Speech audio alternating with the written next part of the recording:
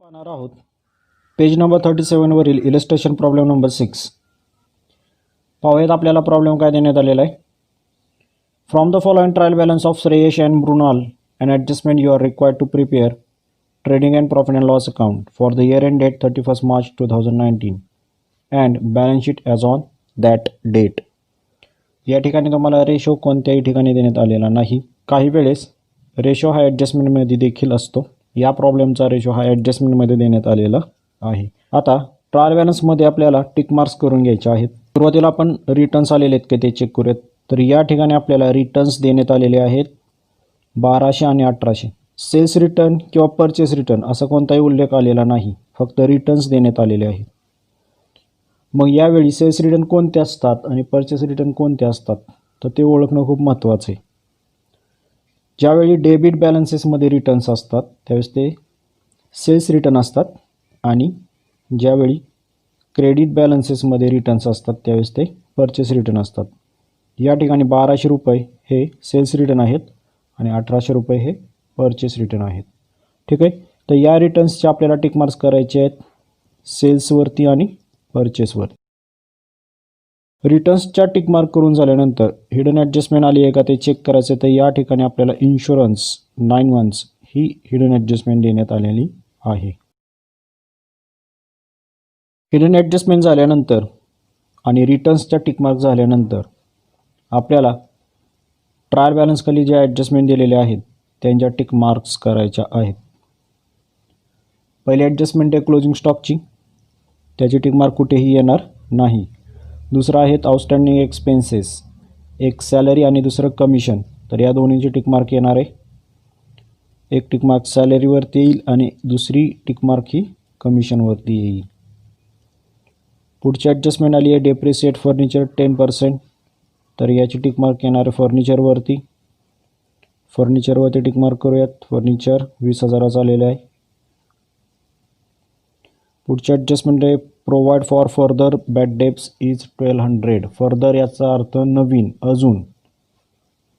तर हे bad debts आपण काय करतो डेटर्समधून लेस करतो, म्हणून याची टिक मार्क येणार आहे डेटर्सवरती. म्हणून सन्डी डेटर्सवरती बॅड डेब्ट्सची टिक मार्क येणार आहे. पुढे आलेत पाचवी ॲडजस्टमेंट आहे goods of ₹5,000 destroyed by fire and insurance company admitted a claim of ₹2,000 only. He adjustment आपण पाठीमागील प्रॉब्लेममध्ये पाहिली होती. ही अशी ॲडजस्टमेंट आहे की या ॲडजस्टमेंटचे 3 इफेक्ट जातात, मात्र याचे तिन्ही इफेक्ट हे सेपरेट दाखवावे लागतात. त्याच्यामुळे याची टिक मार्क्स कशावरतीही येणार नाही. 6वी ॲडजस्टमेंट काय देण्यात आली आहे पहा. Shreyash and Mrunal are sharing profit and losses in the ratio 2:1. Ratio हा ट्रायल बॅलन्सच्या वरती देण्याऐवजी त्यांनी तो ॲडजस्टमेंटमध्ये दिलेला आहे.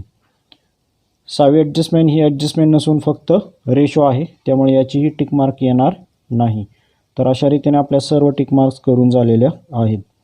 आता आपल्यासमोर जो ट्रायल बॅलन्स देण्यात आलेला आहे तो लेजर फॉर्मॅटमधला आहे आणि या ट्रायल बॅलन्समध्ये आपल्याला डेबिट आणि क्रेडिट बॅलन्सेस एकत्र देण्यात आलेले आहेत. तर आपण ज्या पद्धतीने ट्रायल बॅलन्स आपल्याला देण्यात आलेला आहे त्या पद्धतीने आपण त्याचं पोस्टिंग करत जाणार आहोत. तर डेबिट बॅलन्सेस आणि क्रेडिट बॅलन्सेस आपल्याला एकत्र देण्यात आलेले आहेत, त्यामुळे जसे बॅलन्सेस आलेले आहेत तसं आपण पोस्टिंग करत जाणार आहोत. पहिला आले कॅपिटल. श्रेयसचं कॅपिटल आहे 35,000 आणि मृणालचं कॅपिटल आहे 20,000. याचं पोस्टिंग होणार आहे कॅपिटल अकाउंटच्या क्रेडिट साईडला आपण हे ब्रॉट डाऊन करणार आहोत. कॅपिटल अकाउंटच्या क्रेडिट साईडला बाय बॅलन्स ब्रॉट डाऊन 35,000 आणि 20,000. पुढचा बॅलन्स आला आहे परचेस 37,800. परचेस आपण ट्रेडिंग अकाउंटच्या डेबिटला पोस्ट करतो. यावरती टिक मार्क आहे, त्याच्यामुळे याचा बॅलन्स आपल्याला इनर कॉलममध्ये पोस्ट करायचा आहे. तर ट्रेडिंग अकाउंटच्या डेबिट साईडला टू परचेस इनर कॉलममध्ये 37,800. पुढचा बॅलन्स आला आहे सेल्स 66,700. सेल्स देखील ट्रेडिंग अकाउंटच्या क्रेडिटला पोस्ट होतात. ट्रेडिंग अकाउंटच्या क्रेडिट साईडला बाय सेल्स इनर कॉलममध्ये 66,700. पुढचा बॅलन्स विचारण्यात आलेला आहे बिल्स रिसिवेबल 8,000. आता बिल्स रिसिवेबल आपली ॲसेट आहे म्हणून याचं पोस्टिंग होणार आहे ॲसेट साईडला. ॲसेट साईडला बिल्स रिसिवेबल 8,000. पुढचा बॅलन्स आला बिल्स पेएबल 6,500. बिल्स पेएबल ही आपली लायबिलिटी आहे म्हणून याचं पोस्टिंग होणार आहे लायबिलिटी साईडला. लायबिलिटी साईडला बिल्स पेएबल 6,500. पुढे बॅलन्स आला आहे कमिशन 2,400. आता लक्षात ठेवा कमिशन हे प्रॉफिट अँड लॉस अकाउंटला पोस्ट होतं. आता जर ते डेबिट बॅलन्समध्ये असेल तर प्रॉफिट अँड लॉस अकाउंटच्या डेबिटला पोस्ट करायचं आणि जर ते क्रेडिट बॅलन्सेसमध्ये असेल तर ते क्रेडिट साईडला पोस्ट करायचं. आता जे कमिशन देण्यात आलेलं आहे ते डेबिट बॅलन्सेसमध्ये आहे म्हणून याचं पोस्टिंग होणार आहे प्रॉफिट अँड लॉस अकाउंटच्या डेबिट साईडला. प्रॉफिट अँड लॉस अकाउंटच्या डेबिट साईडला टू कमिशन 2,400 इनर कॉलममध्ये कारण यावरती टिक मार्क आहे. पुढे आलेत सॅलरीज 6,000. सॅलरी हे देखील प्रॉफिट अँड लॉस अकाउंटच्या डेबिट साईडला पोस्ट होणार आहे. प्रॉफिट अँड लॉस अकाउंटच्या डेबिट साईडला टू सॅलरीज 6,000 इनर कॉलममध्ये यावरती देखील ॲडजस्टमेंट विचारण्यात आलेली आहे. पुढचा पॉईंट आला इन्शुरन्स ही आपली हिडन ॲडजस्टमेंट आहे आणि इन्शुरन्स प्रॉफिट अँड लॉस अकाउंटच्या डेबिटला पोस्ट होतात. प्रॉफिट अँड लॉस अकाउंटच्या डेबिट साईडला टू इन्शुरन्स इनर कॉलममध्ये 9,000. पुढे आले प्रीपेड रेंट 3,000. आता लक्षात ठेवा ज्यावेळी ट्रायल बॅलन्समध्ये प्रीपेड दिले जातात त्यावेळेस त्याचं एकच पोस्टिंग होतं ते म्हणजे ॲसेट साईडला. तर ट्रायल बॅलन्समध्ये आलेले प्रीपेड हे कायम ॲसेट साईडला दाखवायचे असतात. आता दिलेले प्रीपेड रेंट 3,000 त्यामुळे या प्रीपेड रेंटचं पोस्टिंग होणार आहे ॲसेट साईडला. बॅलन्स शीटच्या ॲसेट साईडला प्रीपेड रेंट 3,000. पुढे आलेत सन्ड्री क्रेडिटर्स 48,900. सन्ड्री क्रेडिटर्स ही आपली लायबिलिटी आहे म्हणून बॅलन्स शीटच्या लायबिलिटी साईडला सन्ड्री क्रेडिटर्स 48,900. पुढचा पॉईंट आला आहे सन्ड्री डेटर्स 25,000. सन्ड्री डेटर्स ही आपली ॲसेट आहे म्हणून ॲसेट साईडला इनर कॉलममध्ये ॲसेट साईडला सन्ड्री डेटर्स 25,000 इनर कॉलममध्ये. नंतर आलेत पोस्टेज प्रॉफिट अँड लॉस अकाउंटच्या डेबिट साईडला याचं पोस्टिंग होणार आहे. प्रॉफिट अँड लॉस अकाउंटच्या डेबिट साईडला टू पोस्टेज 1,700. त्यानंतर आली freehold premises 17,300. Freehold premises ही आपली ॲसेट आहे त्याच्यामुळे याचं पोस्टिंग होणार आहे ॲसेट साईडला. फ्री होल्ड प्रॉपर्टी ॲसेट साईडला 17,300. पुढचा पॉईंट आला फर्निचर. फर्निचर ही देखील आपली ॲसेट आहे यावरती टिक मार्क आहे. याचा बॅलन्स आपल्याला इनर कॉलममध्ये लिहावा लागणार आहे. ॲसेट साईडला फर्निचर इनर कॉलममध्ये 20,000. पुढे आले बॅड डेब्ट्स 500 रुपये. बॅड डेब्ट्सचं पोस्टिंग होणार आहे प्रॉफिट अँड लॉस अकाउंटच्या डेबिट साईडला. लक्षात ठेवा ट्राय बॅलन्समधले बॅड डेब्ट्स हे ओल्ड बॅड डेब्ट्स असतात. प्रॉफिट अँड लॉस अकाउंटच्या डेबिट साईडला टू बॅड डेब्ट्स ओल्ड आउटरला येतील 500 रुपये. नंतर आले कॅश इन हँड 4,500 आणि कॅश ॲट बँक 16,000. या दोन्ही आपल्या ॲसेट आहेत त्यामुळे या दोन्हींचं पोस्टिंग होणार आहे ॲसेट साईडला.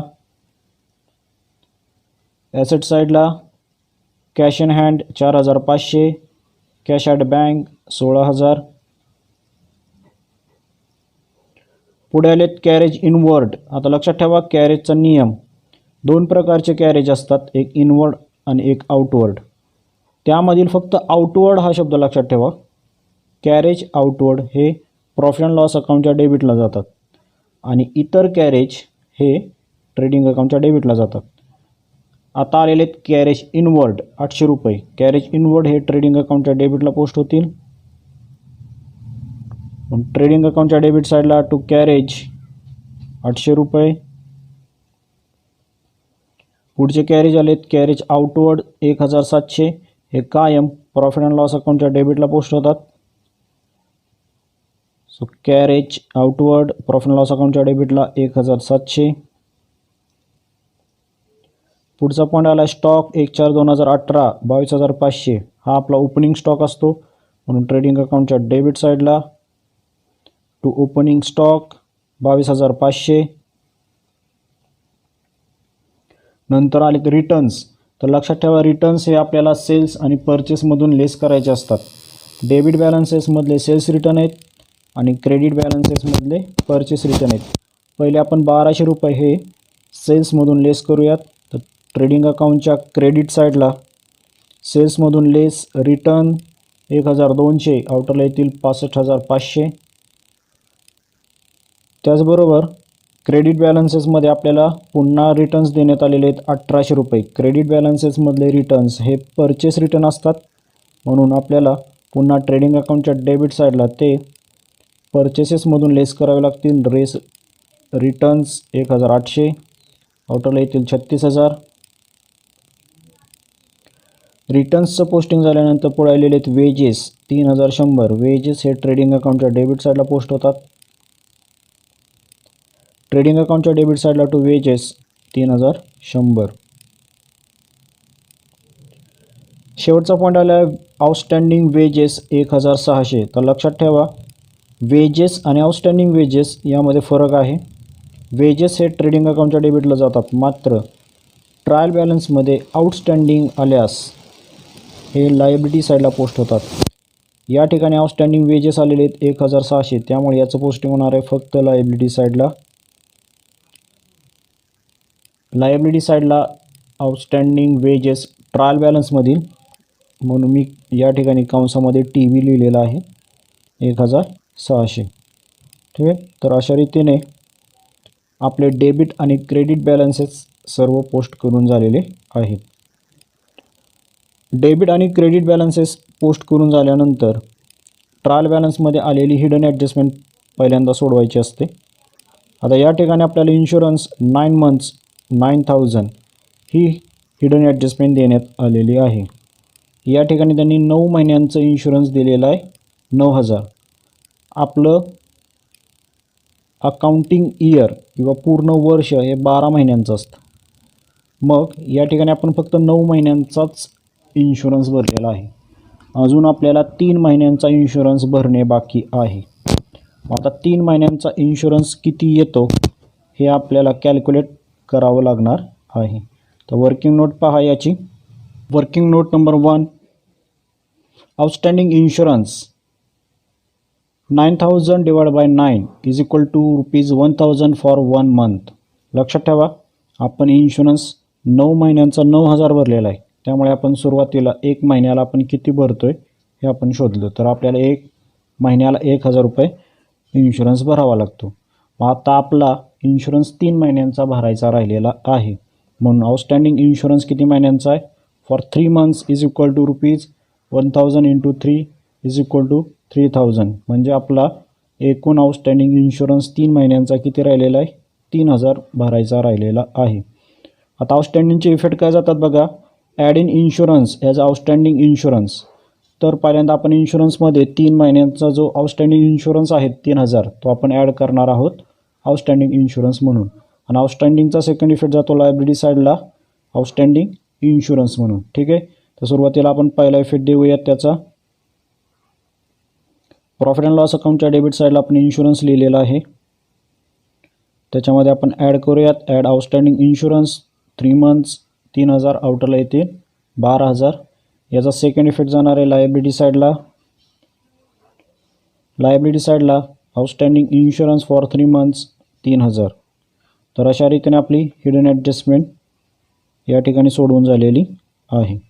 आता या ट्रायल बॅलन्सच्या खाली दिलेले जे ॲडजस्टमेंट आहेत त्या आपल्याला सोडवायच्या आहेत.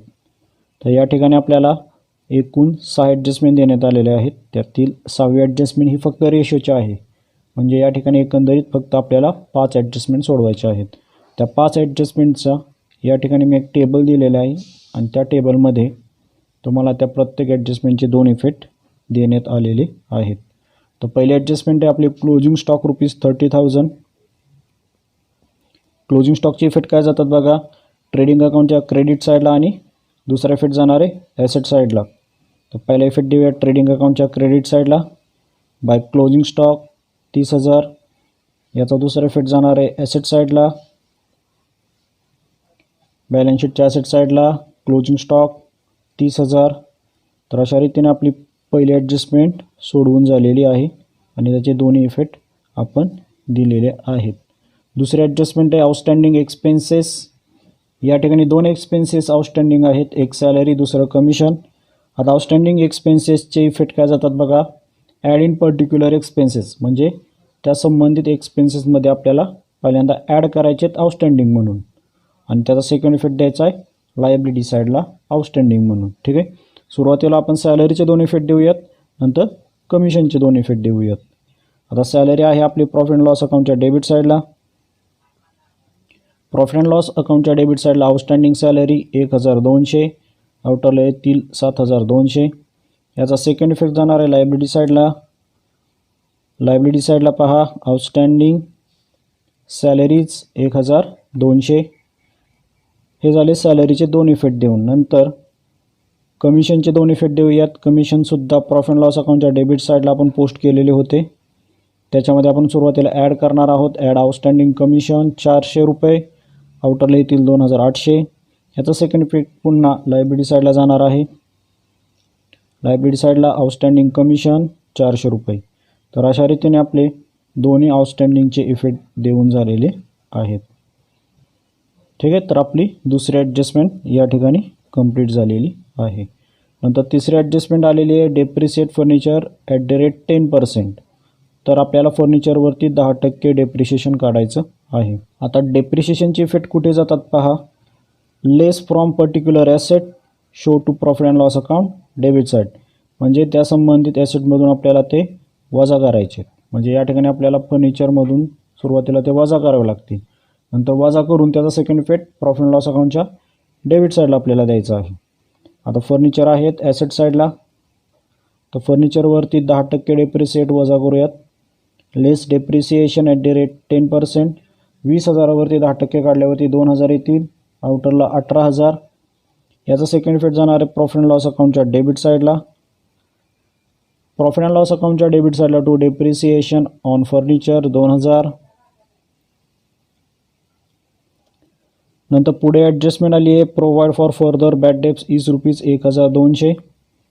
आता बॅड डेप्सचे इफेक्ट काय जातात बघा, बॅड डेप्स न्यू ॲडजस्टमेंटमध्ये विचारल्यामुळे बॅड डेप्सला आपण न्यू बॅड डेप्स म्हणतो. त्याचे दोन इफेक्ट पहा, less from debtors show profit and loss account debit side. डेटर्समधून ते लेस करायचे आणि पुन्हा प्रॉफिट अँड लॉस अकाउंटच्या डेबिटला दाखवायचे. पहिला इफेक्ट देऊयात ॲसेट साईडला.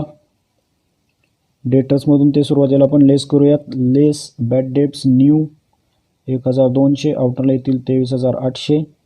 याचा सेकंड इफेक्ट जाणार आहे प्रॉफिट अँड लॉस अकाउंटच्या डेबिट साईडला टू बॅड डेप्स न्यू 1,200. तर अशा रीतीने बॅड डेप्सचे दोन्ही इफेक्ट झालेले आहेत. पुढची ॲडजस्टमेंट आली आहे goods of rupees 5,000 destroyed by fire and insurance company admitted a claim of rupees 2,000 only. तरी ही एकमेव अशी ॲडजस्टमेंट आहे की त्याचे 3 इफेक्ट जातात. आता याचे 3 इफेक्ट कसे जातात आणि त्याचं कॅल्क्युलेशन पण पाहूयात आपण. तर या ठिकाणी आपल्याला गुड्स डिस्ट्रॉयड बाय फायर की ज्याच्यावरती आपण इन्शुरन्स उतरवलेला आहे, असे 5,000चे गुड्स आपले जळालेले आहेत. ठीक आहे, आता या 5,000पैकी आपल्याला इन्शुरन्स कंपनीकडून किती मिळणार आहेत, 2,000 रुपये क्लेम म्हणून मिळणार आहेत. आता लक्षात घ्या 5,000तले जर 2,000 आपल्याला मिळणार असतील तर आपला लॉस झाला किती, तर या ठिकाणी आपला लॉस झालेला आहे 3,000चा. लॉस बाय फायर, आगीमुळे आपला लॉस झालेला आहे 3,000चा. तर या ठिकाणी आपल्याकडे 3 अमाऊंट अवेलेबल आहेत, एक 5,000, 2,000 आणि 3,000. या तिन्ही अमाऊंटचे आपल्याला 3 इफेक्ट द्यायचे आहेत. पहिल्यांदा 5,000चा इफेक्ट कुठं जाणार आहे पहा, ट्रेडिंग अकाउंटच्या क्रेडिट साईडला.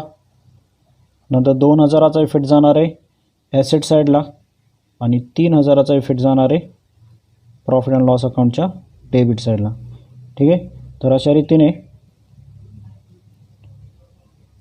आपल्याला गुड्स डिस्ट्रॉयड बाय फायरचे 3 इफेक्ट द्यायचे. ट्रेडिंग अकाउंटच्या क्रेडिटला by goods destroyed by fire full amount दाखवायचे, म्हणजे या ठिकाणी आपण फुल अमाऊंट म्हणजे 5,000 दाखवणार आहोत. नंतर second effect show on asset side insurance claim. Asset साईडला आपण इन्शुरन्स क्लेम म्हणून दाखवणार आहोत 2,000 रुपये. आणि प्रॉफिट अँड लॉस अकाउंटच्या डेबिट साईडला टू लॉस बाय फायर म्हणून जी लॉस अमाऊंट झालेली आहे म्हणजे 5,000तून 2,000 गेले, उरले किती 3,000, तो लॉस आपण प्रॉफिट अँड लॉस अकाउंटच्या डेबिटला दाखवणार आहोत. असे 3 इफेक्ट. तर पहिला ट्रेडिंग अकाउंटच्या क्रेडिट साईडला by goods destroyed by fire 5,000. दुसरा इफेक्ट जाणार आहे ॲसेट साईडला इन्शुरन्स क्लेम म्हणून, इन्शुरन्स क्लेम ॲसेट साईडला 2,000. आणि या ठिकाणी जो लॉस झालेला आहे तो प्रॉफिट अँड लॉस अकाउंटच्या डेबिट साईडला जातो. तर प्रॉफिट अँड लॉस अकाउंटच्या डेबिट साईडला टू लॉस बाय फायर 3,000. तर अशा रीतीने या ॲडजस्टमेंटचे आपले 3 इफेक्ट देऊन झालेले आहेत. नंतर जी 6वी ॲडजस्टमेंट आली आहे, Shreyash and Mrunal are sharing profit and losses in the ratio 2:1. आता या ठिकाणी या ॲडजस्टमेंटमध्ये आपल्याला फक्त रेशो देण्यात आलेला आहे.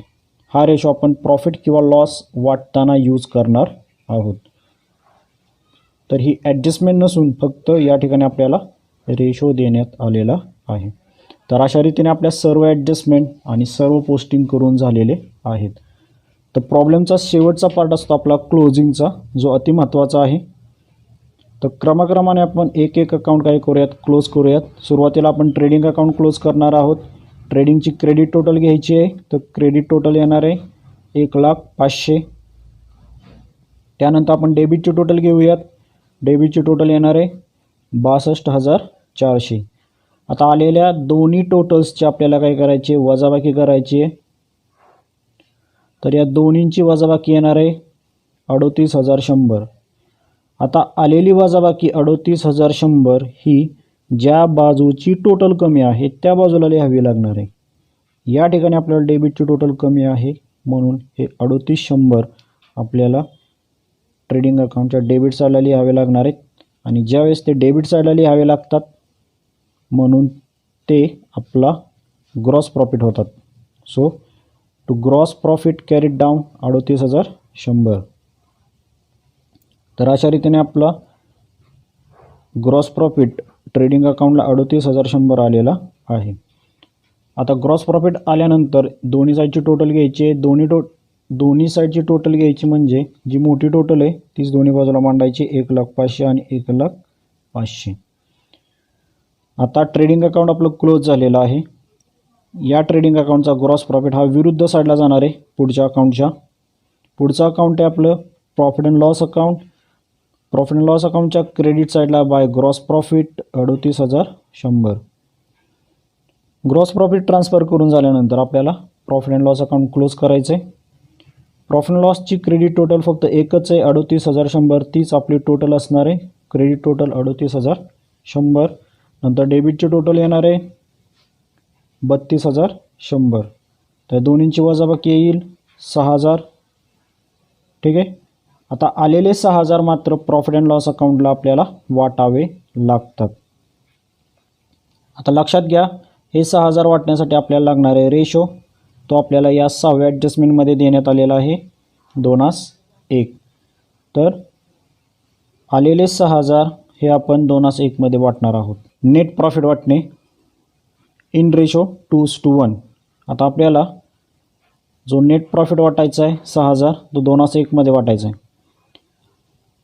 या रेशोचं आपण रूपांतर अपूर्णांकामध्ये करतो आहे.